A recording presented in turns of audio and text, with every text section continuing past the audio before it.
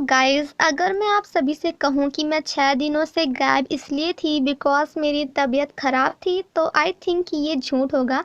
Because मैं busy इसलिए थी बिकॉज़ मेरे मामा जी की शादी थी। हाँ गाइज़, बिल्कुल मेरे मामा जी की शादी थी। इसलिए मैं 2-3 दिन तो वहाँ बिज़ी हो गई। बट गाइज़, 2-3 दिन बाद ना मेरा फ़ोन हो गया ख़राब, तो मैं रिकॉर्डिंग कैसे करती? इसलिए मुझे वीडियोज़ पोस्ट करने में, उसे रिकॉर्ड करने में एंड उसे एडिट करने में काफ़ी टाइम लग गया। उसके लिए I am really sorry.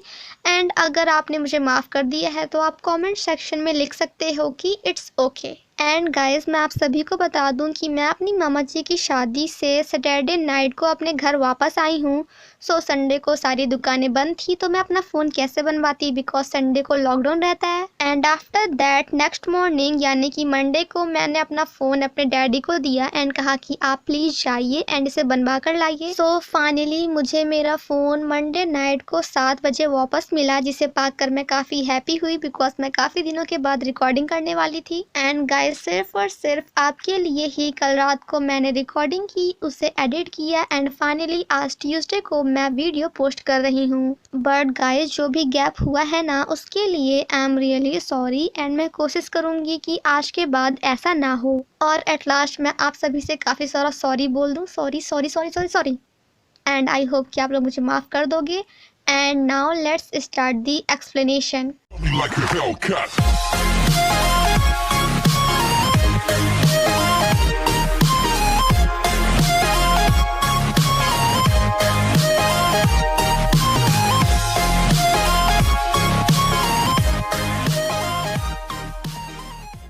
Episode 6 की शुरुआत में हम तुशान को देखते हैं जो कि चाइना छोड़कर जा रही होती है। तभी रास्ते में उसकी मुलाकात कैट डीमन से होती है जो कि रियल में एक इंसान नहीं बल्कि बिल्ली होती है। वो तुशान से हेल्प मांगती है एंड उससे कहती है कि तुम्हें मेरे लिए शिया से वो मोती छीन कर लानी होगी। वहीं दूसरी तरफ वो सभी साथ में बैठकर गेम खेल रहे होते हैं। तुशान जब उस बिल्ली की हेल्प करने से मना कर देती है तो वो उसे वहीं पे मार डालती है। बायशॉ जब सिया की मोती की ओर देखता है तो उसे भी पता चल जाता है कि तुशान को किसी ने मार दिया है, जिसके बाद वो शिया को भी बता देता है कि तुशान मर चुकी है, जिसे सुनकर शिया काफ़ी सैड होती है। नानजियाओ कहती है कि ये काम किसी ऐसे डीमन का है जो कि हम सभी से काफ़ी ज़्यादा पावरफुल है। नेक्स्ट मॉर्निंग जब वो दोनों खाना खा रहे होते हैं तभी शिया की फ्रेंड वहाँ पे आकर उसे बाहर से बुलाती है, जिसे सुनकर शिया बायशॉ से कहती है कि तुम प्लीज़ रूम के अंदर चले जाओ बिकॉज मैं नहीं चाहती हूँ कि मेरी फ्रेंड तुम्हें यहाँ पे देख ले।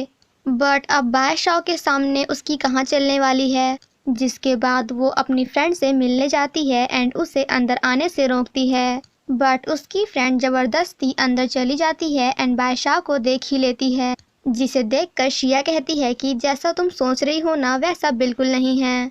तो जिस पर उसकी फ्रेंड कहती है कि हाँ मुझे पता है कि ये तेरा बॉयफ्रेंड नहीं है बिकॉज इतना हैंडसम बॉय तुझे लाइक कर ही नहीं सकता। जिसके बाद वो बायशॉ से बात करने की कोशिश करती है बट बायशॉ उसे बिल्कुल भी भाव नहीं देता। जिसके बाद वो दोनों साथ में स्कूल जाती हैं जहाँ शिया अपनी फ्रेंड को बताती है कि बायशॉ मेरा दूर का अंकल है। सेम नाइट जब वो दोनों स्कूल से वापस आ रही होती हैं तभी रास्ते में उनकी स्कूटी खराब हो जाती है, जिसके बाद वो दोनों पैदल जा ही रही होती हैं कि तभी रास्ते में उनके सामने एक आदमी आकर शिया से कहता है कि तुम प्लीज़ वो मोती मुझे दे दो। जिसके बाद शिया अपनी फ्रेंड को लेकर वहां से भाग जाती है एंड बायशॉ को कॉल करती है, जिसके बाद बायशॉ वहां पे आ जाता है एंड उस आदमी से कहता है कि तुम्हारी हिम्मत कैसे हुई मेरे लोगों को टच करने की, जिसे सुनकर शिया कहती है कि हाँ बिल्कुल बिकॉज मैं बायशॉ की हूँ। शिया की फ्रेंड शिया से कहती है कि आखिर मुझे कुछ भी दिखाई क्यों नहीं दे रहा है, जिसके बाद शिया फ्लैश ऑन करती है बट फिर भी उसकी फ्रेंड को कुछ भी दिखाई नहीं देता है।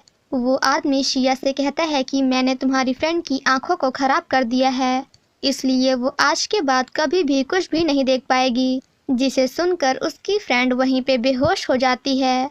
द नेक्स्ट सीन में हम उन सभी को घर में देखते हैं जहां शिया उस आदमी से पूछती है कि आखिर मेरी फ्रेंड की आंखें कैसे ठीक होंगी, तो जिस पर वो आदमी कहता है कि सिर्फ और सिर्फ मेरा बड़ा भाई तुम्हारी फ्रेंड की आंखों को ठीक कर सकता है, बट वो अभी कहाँ है ये तो मुझे भी नहीं पता है। जिसे सुनकर बादशाह कहता है कि तुम पांचों भाई तो हमेशा साथ में रहते थे, तो फिर तुम्हारा बड़ा भाई तुम सबको छोड़कर कैसे जा सकता है। बादशाह शिया को बताता है कि इन पांचों भाइयों के पास अलग अलग पावर एंड अलग अलग टैलेंट्स थे। पहले भाई के कान काफी तेज थे, दूसरा भाई बात करने में काफी अच्छा था, तीसरे के पास टच करने की पावर थी, चौथा बहुत ही ज्यादा पावरफुल था एंड इनके सबसे बड़े भाई यानी कि पांचवें भाई के पास एक आंख थी जिसकी हेल्प से ये सभी पूरी दुनिया को देखा करते थे। वो आदमी बताता है कि आज से 10 साल पहले हम पांचों भाइयों ने गेम खेलकर एक आंख को जीता था। आफ्टर दैट हम चारों भाइयों के बीच में उस एक आंख के लिए फाइटिंग स्टार्ट हो गई। आफ्टर सम डेज हमें पता चला कि हमारे सबसे बड़े भाई दोनों आंखों को लेकर कहीं और चले गए। पहले तो हम सभी को इस बात पे भरोसा नहीं हुआ।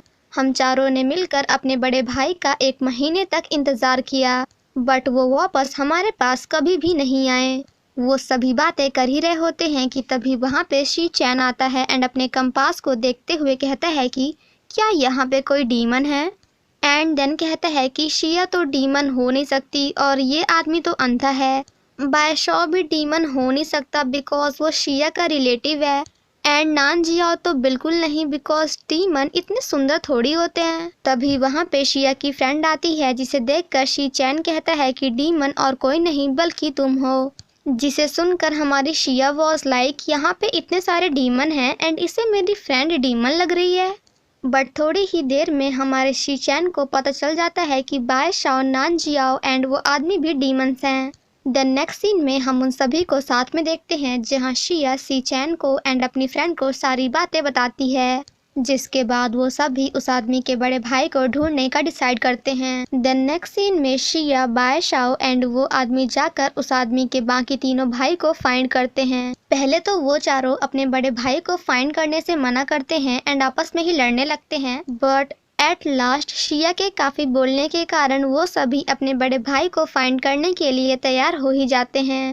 द नेक्स्ट सीन में हम शिया को जॉर्जिंग के पास देखते हैं जहाँ वो उससे पूछती है कि क्या आप किसी ऐसे इंसान को जानते हैं जो कि काफी रिच है मतलब कि पैसे वाला है बट उसके सर में बाल नहीं है यानी कि वो गंजा है। नानजिया और शिया को देखकर बादशाह से कहती है कि मुझे लगता है कि हमारी शिया उस लड़के को लाइक करती है जिसे देखकर बादशाह को काफी गुस्सा आता है। जब वो सभी जा रहे होते हैं तभी दूर से उन सभी को शी चैन भी फॉलो करता है। काफी फाइंड करने के बाद एट लास्ट उन सभी को वो गंजा आदमी मिल ही जाता है जिसे पकड़कर वो चारों भाई मिलकर उसकी काफी पिटाई करते हैं। उस आदमी की काफी पिटाई करने के बाद एट लास्ट उन सभी को पता चलता है कि ये आदमी उन चारों का बड़ा भाई नहीं है।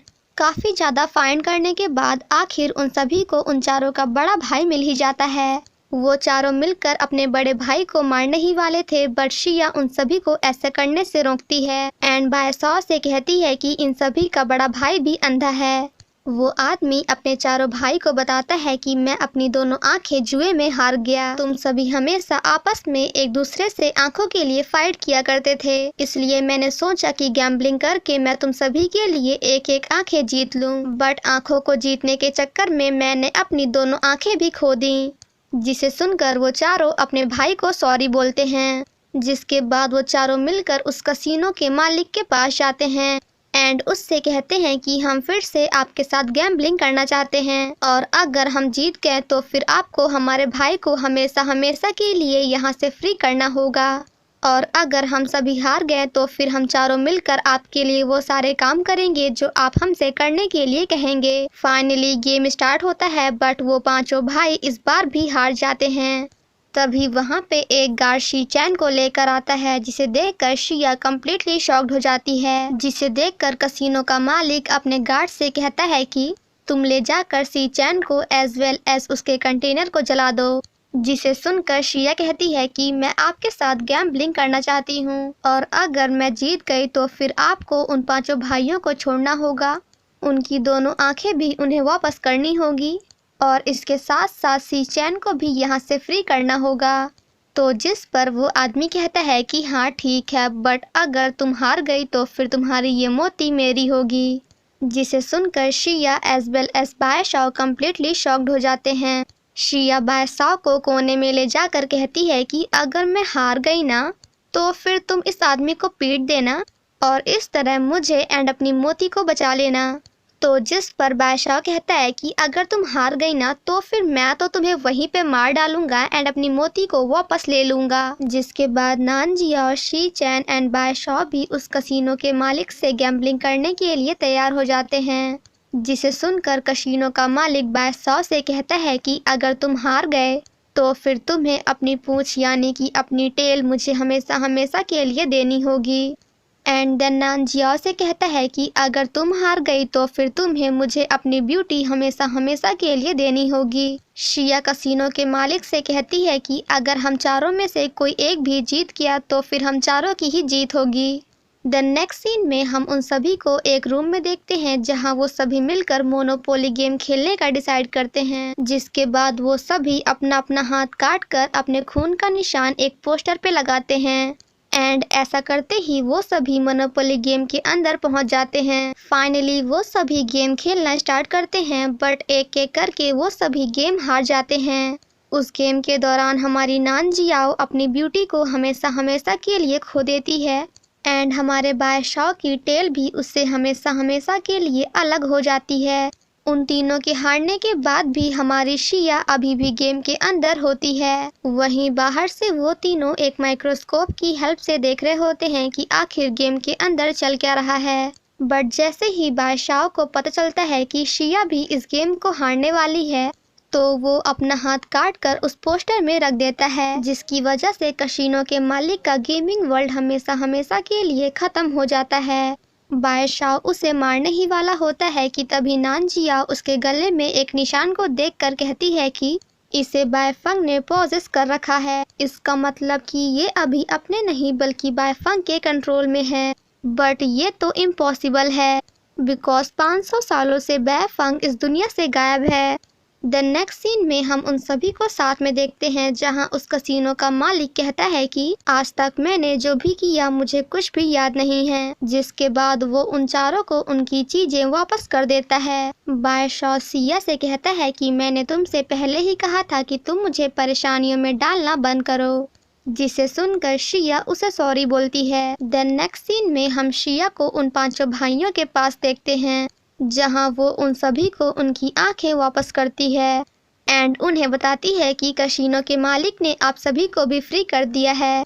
जिसे पाकर वो पांचों काफी हैप्पी होते हैं एंड थोड़ा बहुत इमोशनल भी। द नेक्स्ट सीन में हम उन सभी को शिया के घर में देखते हैं जहां उन चारों का बड़ा भाई शिया की फ्रेंड की आंखों को कम्प्लीटली ठीक कर देता है। जाने से पहले वो पांचों भाई शिया की मोती को अपनी अपनी पावर देकर जाते हैं। शिया जब घर में होती है तो वो बादशाह को आज के लिए थैंक यू बोलती है बट बादशाह उसे बिल्कुल भी भाव नहीं देता है। शिया बादशाह से कहती है कि क्या तुम भूखे हो, तो जिस पर बादशाह कहता है कि बिल्कुल नहीं एंड तुम प्लीज मुझे अकेला छोड़ दो। थोड़ी देर बाद शिया बादशाह के पास जाती है एंड उसके हाथों का ट्रीटमेंट करने की कोशिश करती है।